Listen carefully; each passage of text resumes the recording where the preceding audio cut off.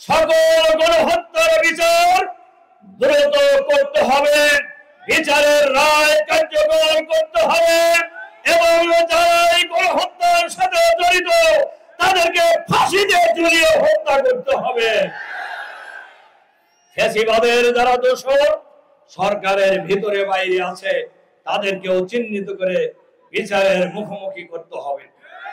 আমরা লক্ষ্য করেছি অনেক ফ্যাসিবাদের দোষর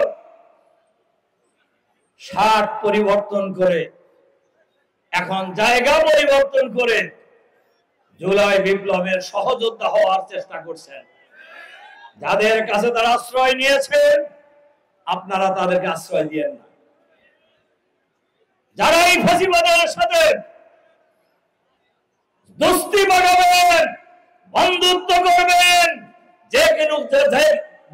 যে কিছুর বিনিময়ে হোক না কেন আপনাদেরকেও একই কাতারে আগামী দিনে দেখবে বাংলাদেশের মানুষ। বাংলাদেশের মানুষ আর কোন ফ্যাসিবাদ কায়েম হতে দেবে না। বাংলাদেশের মানুষ বাংলাদেশে আর নতুন কোন ফ্যাসিবাদ আমরা প্রতিষ্ঠিত হতে দেব না ইনশাআল্লাহ।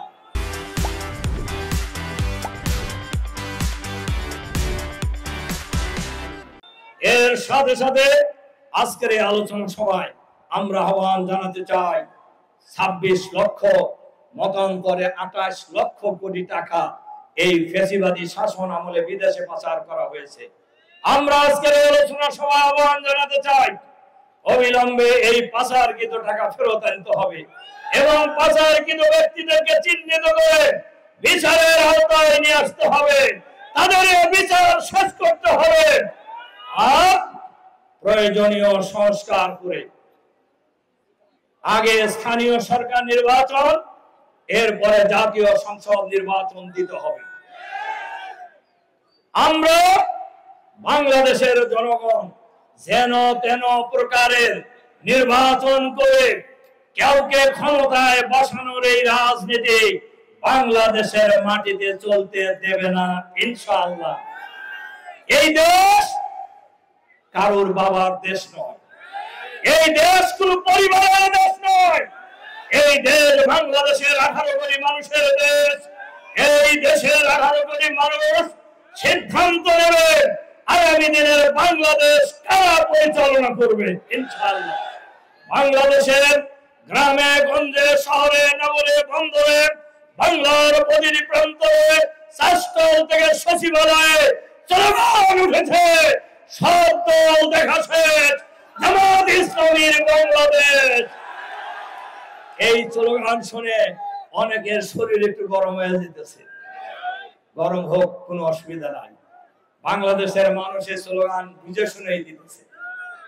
কাজেই আমরা আজকের এই দোয়ার মাহফিলে আমাদের নেতা যাকে আল্লাহ তাআলা এখনো জীবিত রেখেছেন, যাকে ফাঁসির অর্ডার দেওয়া হয়েছিল, এটিএম আজহারুল ইসলাম ভাইকে এই মুহূর্তে মুক্তি দিতে হবে।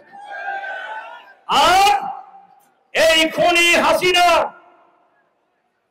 জামাত ইসলামের নিবন্ধন বাতিল করেছিলেন, হাসিনা বিতাড়িত হয়েছে, বিচারপতিরা বিচারিত হয়েছে, হাসিনার দল নিষিদ্ধ হয়েছে, এখনো জামাত ইসলামের নিবন্ধন কেন ফেরত দেওয়া হয় নাই? অন্তর্বর্তীকালীন সরকারের প্রধান ডক্টর মোহাম্মদ ইউনূস সাহেবকে এই জাতির কাছে জবাব দিতে হবে।